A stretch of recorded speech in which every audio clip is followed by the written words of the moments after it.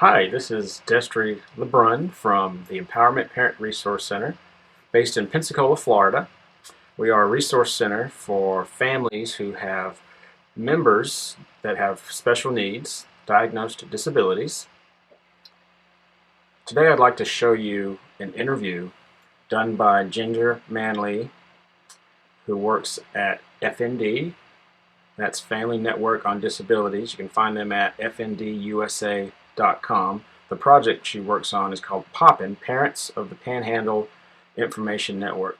Now, this interview has a lot of great information for everybody. However, it's geared towards fathers of families who have somebody in their family who has a diagnosed disability.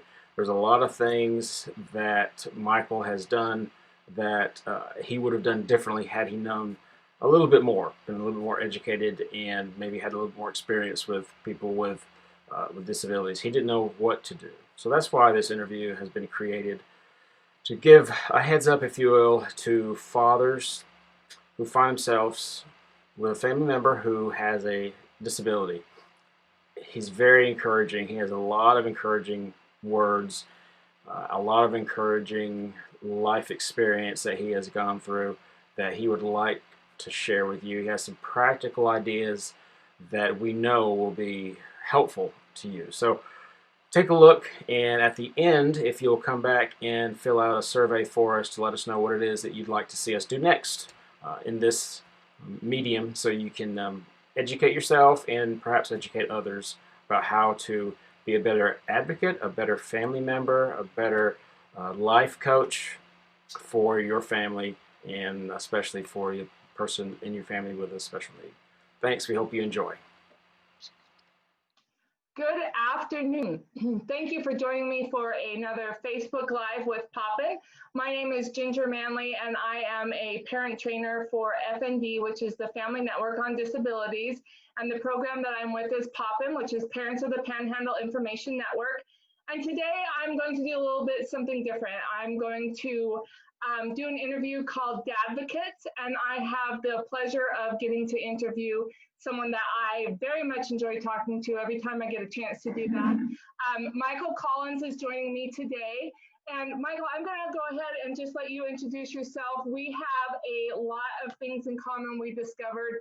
One of them is the fact that we live on the same street, so that's good. And another thing that we have in common is we both wear a lot of hats in the things we do. So I'm going to let you talk about that and some of the great things that you do. Great. Ginger, I'm so glad to be with you. Again, my name is Michael Collins. I have 3 adult sons. My oldest son is 42. His name is Jeffrey. Matter of fact, Monday he turns 43. And Jeffrey has multiple diagnoses. He has cerebral palsy and obsessive compulsive disorder and several other challenges. And I'm delighted to be with you and talk about some of the things that dads can do to be supportive of families with children with special needs and disabilities. Professionally, I'm a pastor at a church named Charity Chapel. As a volunteer, I work at Project Empower and the Empowerment Parent Resource Center, which is a resource for parents in Escambia, Santa Rosa, Okaloosa, and Walton counties in Northwest Florida. And it's my passion to just help families navigate through the challenges that we have as families today. So Ginger, I'm glad to be with you. Thank you. Again, I always love talking with you, so thank you. One of the things I wanted to ask you, I know that this is kind of a touchy subject with some families, but how did you first realize that your son had a disability? How was that brought to your attention? Well, I'll be glad to tell you about that. Now, I'm just going to be very authentic about my own experience. First off, we were very young. My wife and I were married when she was 18 and I was 19. It had never entered our mind that we might have a child with special needs. So when he was born, when I was about 21, Jeffrey, our first son, first off, it was our first child. I had no really awareness of the milestones that normal adults are aware of. And I was also working 3 jobs and going to grad school at the time. And so really what happened is I abdicated all of that to my wife. And we happened to be living in New Orleans. So I was in graduate school seminary at that time. And in our quadruplex, I should say, 3 of the 4 apartments had children exactly the same age. So my wife had first her intuition as a mother, her experience as a human, and the looking at the other 3 children that were in our quadruplex. And she was very aware very early that our son had some special needs. Now, I would not want to be offensive to anybody. I'm just trying to be authentic about my own journey. As a Christian, I'm a person of faith, but often we use things in inappropriate ways. And so what I did, what I thought was faith was actually denial. I like to tell people now that I have a PhD in denial. So when our child was 8 months old, we had the first doctor say to us that your child had developmental delays.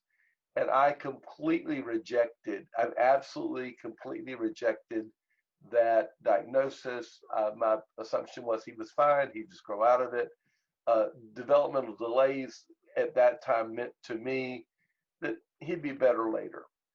Now, I look back on that journey, and really what I'd done unintentionally is I abandoned my wife in that emotional journey. And I stayed in that mode until Jeff was about 4.5. Now, I know that sounds insane, but what I did is I built a whole world around guarding myself from that diagnosis. Like Jeffrey at 4.5 could not walk, was not toilet trained. But what I would do, and I'm embarrassed to say this, but it's the truth. I would carry Jeff into a doctor's appointment, put him on the table. The doctor would never ask me, could he walk? So I never told him he couldn't. He never asked me, was he toilet trained? So I never told him he wasn't. My wife, by that time, was really preoccupied with 2 younger children because we had 3. So she had an infant and a toddler. And I sort of took responsibility. But really, the reality was I was trying to guard myself from the painful emotion that my child might have a disability. And I was spending tons of energy in denial. So when Jeff was about 4.5 years old, my wife, who is a saint, by the way, and by the way, my wife is now an ESE or exceptional student education registered nurse with the Escambia County school system for the last 22 years. Before that, she worked as a neonatal nurse, but at this time in our journey, she was a full-time homemaker. And she came to me and made an appeal, said, Jeffrey's 4.5, he's not toilet trained, he doesn't walk, he should start kindergarten in a few months. And that really broke through my denial. Now, what I would say to help parents in this process is, first off, I'm so thankful that my wife did not give up on me in my persistent, absolute abdication of that role of being her partner in the journey. Second off, I really appreciated her helping me come to an awareness that we really did need to get some help. So Ginger, what we did is we reached out. I didn't know what to do. So I picked up the phone and called the school system and said, what does one do when one's child is not ready for school? That's all I knew to ask. I had no vocabulary. I knew no one with a disability, not personally, and I had no vocabulary. They sent Child Find to our home, which is a outreach of Fiddlers or the Florida Diagnostic Learning Resource Systems. And that Child Find specialist helped navigate us through the next days and getting Jeff into a program, and life became a lot better. I realized that all the energy I was spending in denying was really absorbing tremendous amount of my emotional landscape. And of course, I was confusing this whole time what I was thinking was faith. I was using anything as a cover for my denial. But that changed. And and I began to learn what it meant to become a partner in that process. And my wife and I, by the time Jeff was now, he was 5, we began to partner for a way that we had never partnered before. And by the way, that was completely and totally and absolutely me. She had tried for years, but I was very incalcitrant. I was very resistant. And by the way, I look back. I think that's really common with dads. Well, for some dads, I know that we had that same kind of experience. First time mom, first time child. I know now that Ian was exhibiting kind of those typical autism tendencies, but I didn't know it at the time. You know, they were cute. He was doing cute little stemming things, and but somewhere in me, I did feel like there was something else going on, and I didn't know what that was. And like you, I didn't have that vocabulary, or I didn't know any other children with disabilities. So I didn't know, and I didn't, if you don't know, you don't know. And when I brought that to my husband and said, hey, I think there's something going on with Ian, but I'm not quite sure, his response, you know, was, no, he'll be fine. Just give him a little time. He'll grow into it. Just, you know, that's a boy thing, sweetheart. Just give him a moment. He'll be okay. We had that same conversation multiple times. Exactly. And I think that's really common. And I said, okay, you know, because I come from a family of all girls, and so I don't know boys. And I said, okay, that's a boy thing. And he goes, yeah, he'll grow into it. He'll be fine. And a little bit more time went by, and a little bit more time went by. And we got into some services through the military. And it was at that point in time that program, the lady that was helping us said, Ginger, your son's not reaching some milestones. I'm concerned about this. And that's how we got into providing him the early intervention services, because I thought, well, I don't know what's going on, but I want to give him every tool that I possibly can in order for him to be successful. And maybe he will grow into it, like my husband says, that he feels like he will, and maybe not, but nothing that I'm doing right now is going to hurt him. It's only going to help him. So that's kind of how we rolled into it. And it took a really long time for Chris to be on board with that. And I think he really took it personal that he failed his kids. And I know that a lot of times dads can feel like that. And so I love your story about, you laid it out there, and you said that, you took that responsibility on, and you realized that you let your wife down there, but boy, you jumped in after that. And talk a little bit, we've talked about this before, but talk a little bit about how the roles changed, because your wife went back to school. So what happened then? That was powerful. Well, 2 things happened, Ginger. Number one is my wife had always had a love and caring for people. And so about that time, not too long thereafter, she went back to school to become a nurse and was out of the house 53 hours a week. We actually clocked it while she was in school and doing nursing and rotations and all those kinds of things. So for the next several years, our roles shifted, and I became a primary caretaker, meaning going to the IEPs and engaging. And by the way, a little footnote, Ginger, one of the salvations for us in this experience was a group called the Parent Education Network, which, of course, is a sister of POPIN. It became a play. I had no vocabulary. I had no experience. I had no idea what an IEP was, or I didn't even know what cerebral palsy was. When the doctor said he has cerebral palsy, I had no idea what that was. And Parent Education Network, or one of the outreaches of the Family Network on Disability, which is who you are, they became my go-to place to get information.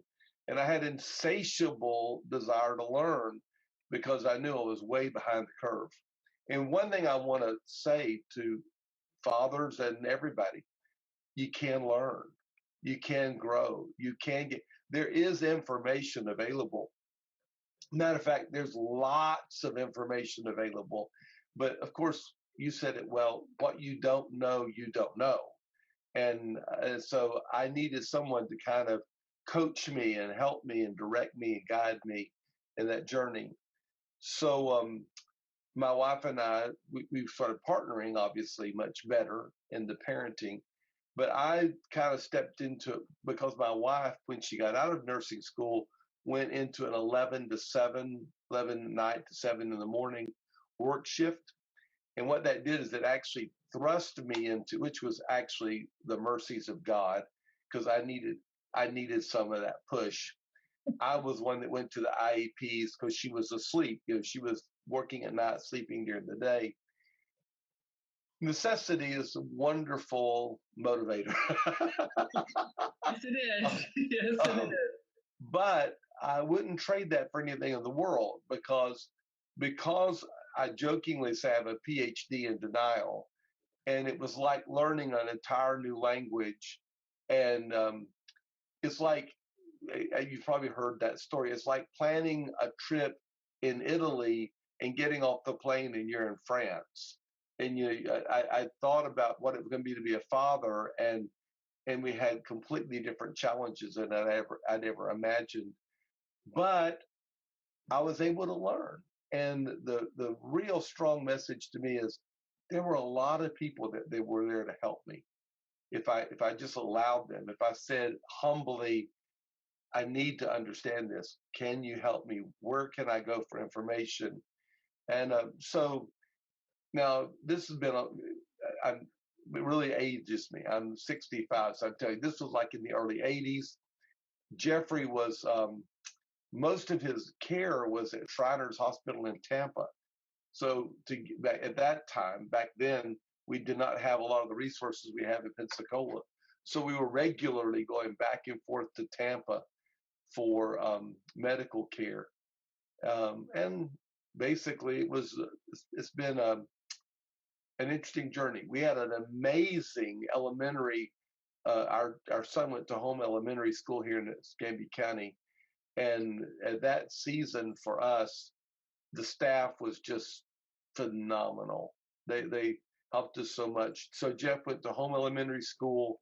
After that, he went to the school next door, Workman Middle School. After that, he went to Washington High School, and then he went into an extended program till he was 22, which of course, again, I knew none of that. I didn't know that it existed, but I had people that in Parent Education Network, Florida Network on Disabilities, POPIN, those kinds of people coached me and kind of helped us know how to go.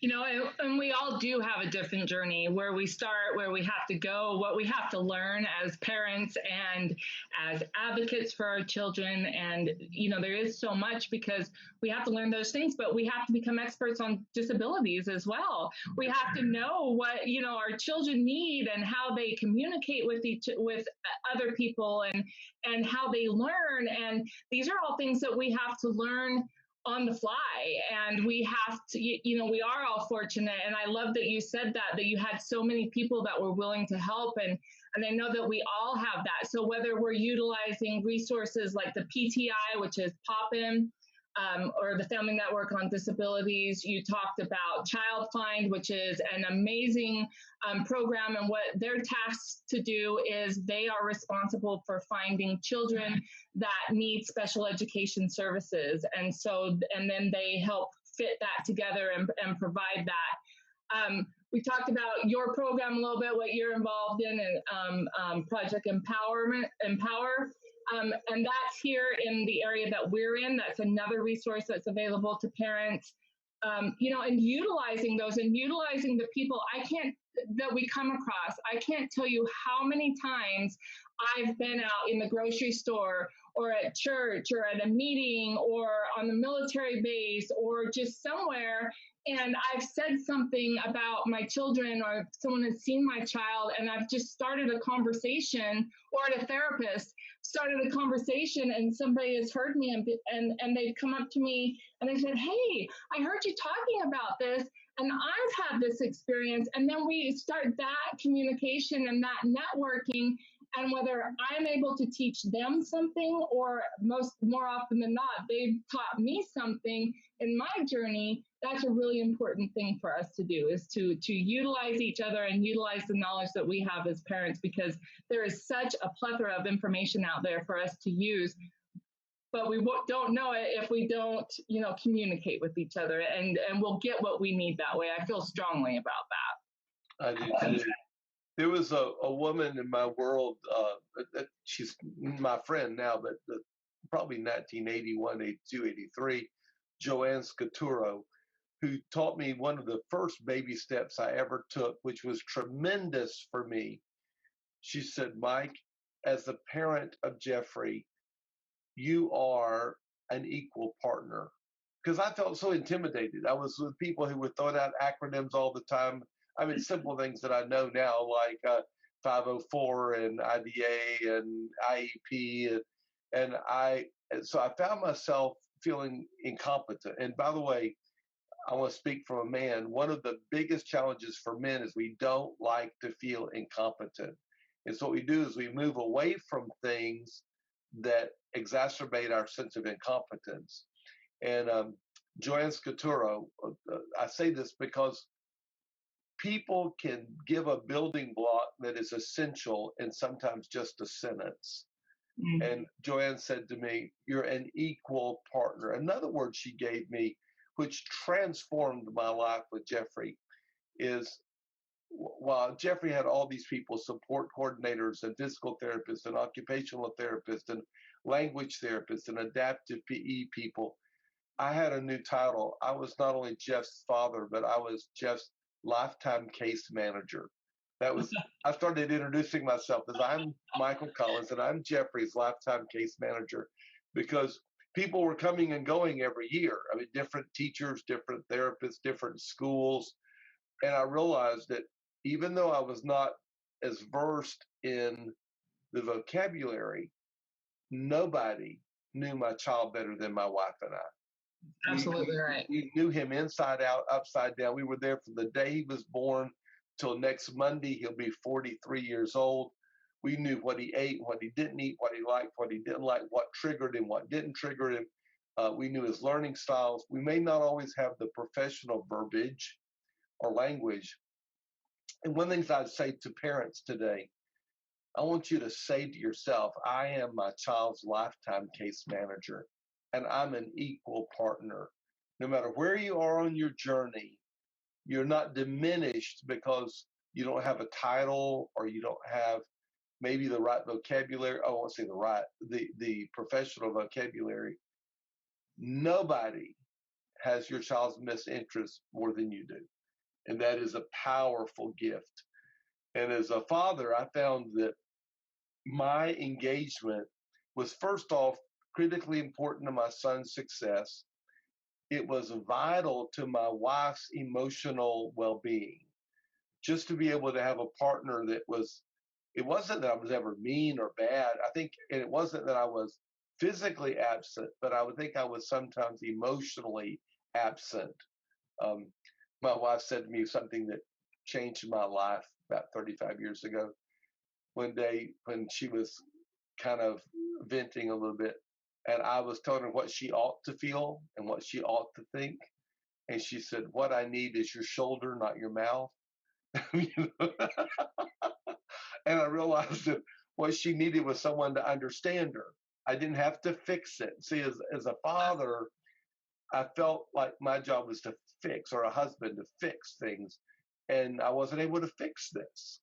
And my wife was one of those people that helped me a whole lot to know that sometimes she just needed my presence, not for me to fix it, I couldn't fix it. There was no way to fix it. And by the way, I want to tell you now, I mean this, 43 years into this journey, this is not laborious. This is not bad.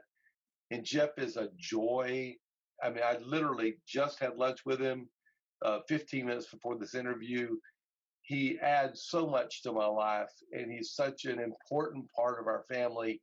And I want one of the messages I want to declare, while I could not have visualized, because I had no way of knowing what life would look like 40 years later, it's good. It's not bad. It's wonderful. I mean, would I prefer that my child didn't have any disabilities? Sure.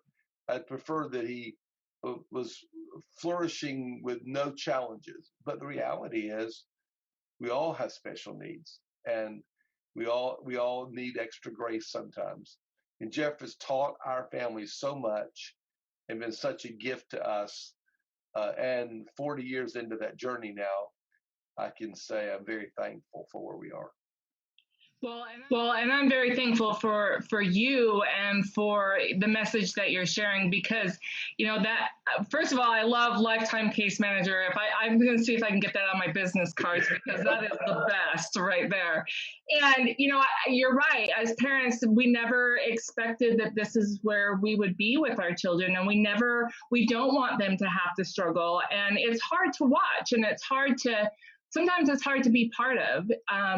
You know, I never expected to be here either. I'm grateful every single day that I am the mom to those two boys. And sorry, nothing gets me worked up like kids or our military families. And talking about this is a little bit difficult, but you know, I'm where I need to be, and I'm so grateful for that. And I'm so grateful for all of the wonderful people that have come into our lives through the different military moves that we've had to make, which adds another layer of challenge on there. And that's something you and I talked about earlier too, is that's another thing that that dads can struggle with, and then, you know, with moms as well. So when we really were having those challenges with the boys, when we were starting their therapies and their different things, when they were really in that growing phase of moving forward in life, my husband went on deployment for basically 2 years.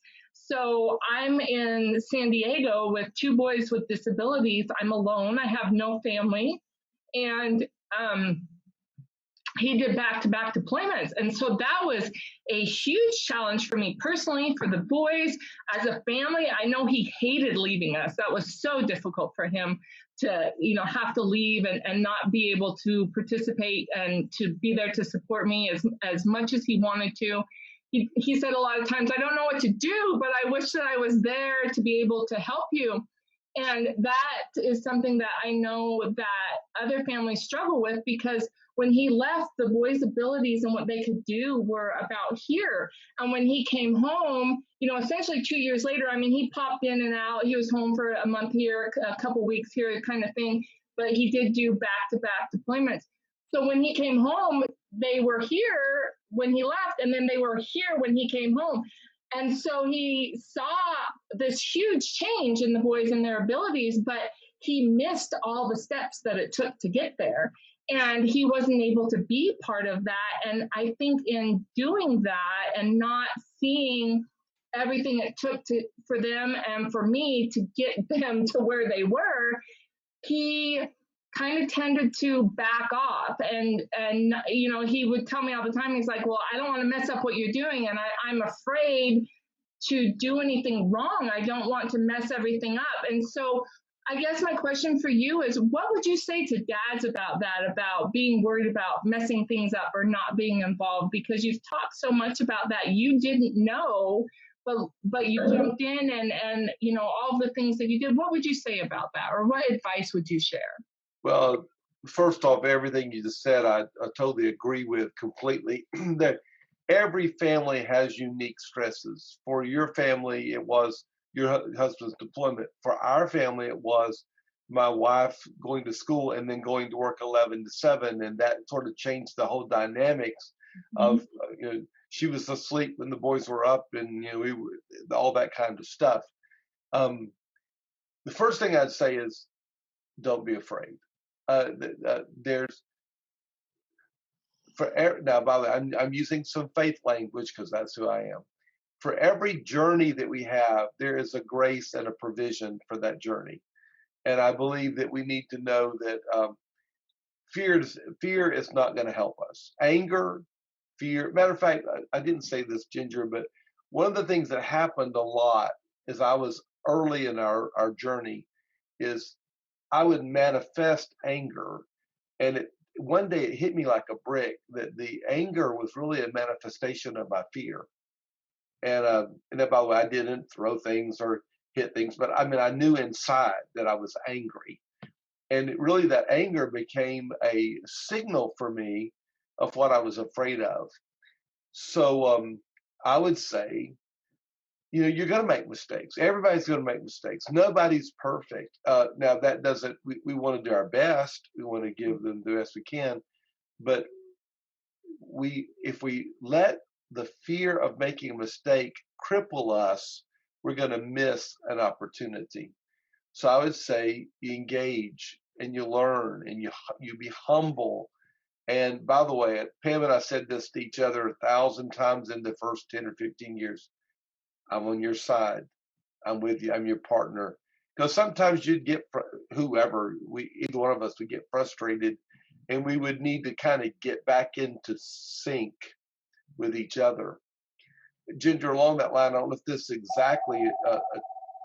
exactly communicates it, but one of the things that I was thinking about was, as a father and as a husband and maybe as a male, I found myself, if I wasn't careful, only focusing on the things that needed to change.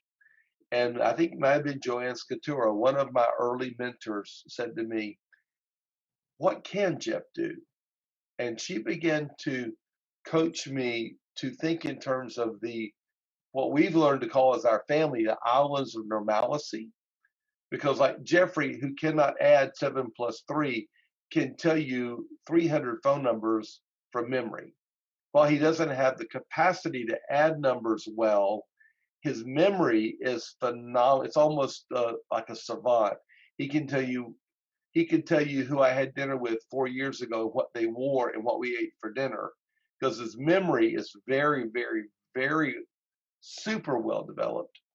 So as a father, I had to kind of turn my attention from looking at this problem and this problem and this problem and this thing that was wrong and this thing that was wrong to what are some of Jeffrey's strengths and how can I build on those strengths?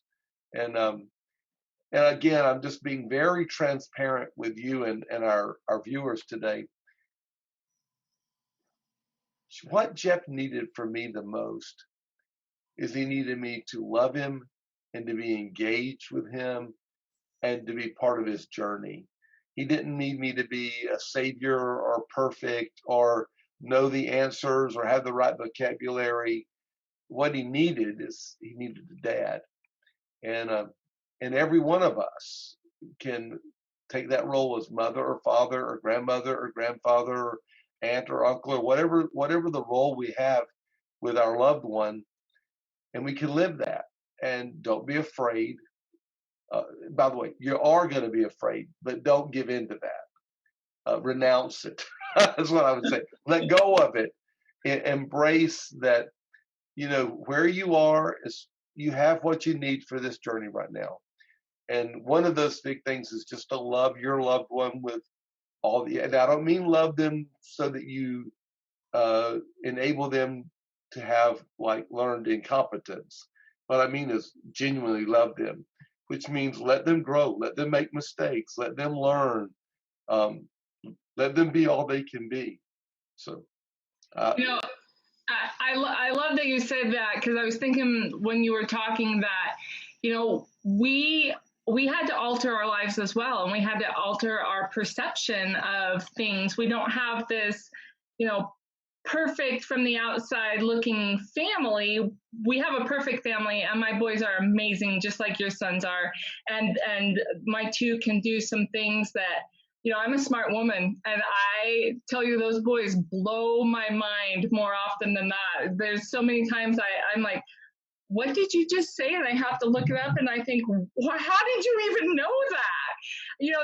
They're amazing in what we do. And I always say, we can do anything we want to do here in this family. We just may have to do it a little bit different than anybody else does. And we do. And one of the things that I love, and I share this with parents a lot, and this is an Ianism. This is something that my oldest tells me all the time because I'll make a mistake or I'll do something wrong, and it will kind of tweak how the day goes or how the boys are handling something, and I'll apologize and I'll say, I'm so sorry, I messed that up, I didn't mean to do that. And Ian will say, don't worry, Mom, everybody makes mistakes. And he told me just the other day, he said, you make mistakes sometimes, Mom, but I never hold that against you. And I appreciate that, baby, because it's going to happen a lot more often. So I appreciate you, Mike, and I appreciate your authenticity of your story and how what you shared and how open you were and all of your great advice and your wisdom. And I really enjoyed speaking to you today. And again, I appreciate you in so many different ways. So thank you so very much for joining us. I'm delighted. One last thing I would say real quick, we didn't mention it, we'll maybe do another interview another day, is the word I use is neurotypical. I have 2 neurotypical children. And one thing I did learn is that our child with special needs kind of eclipsed for a little while our neurotypical children. So I learned that sib shops or sibling shops or support for children that are more neurotypical are important. And I'll tell you one last story. My middle child, who also taught me, one day when I was having one of my anger emotions, he said, I was angry with him. He said, Dad, I see a whole boatload of emotion and anger you have, and not all of that is mine. Some of that belongs to me, but before we continue this conversation, he was about 10, he said, could you decide what portion of that is mine so that I don't get the whole boatload?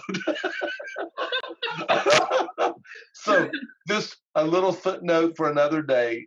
Remember that fathers need to also be father to the whole family. And we can do that. And I learned how to do it well. And so my children are now 37, 40, and 40. Monday will be 43. And life is really good.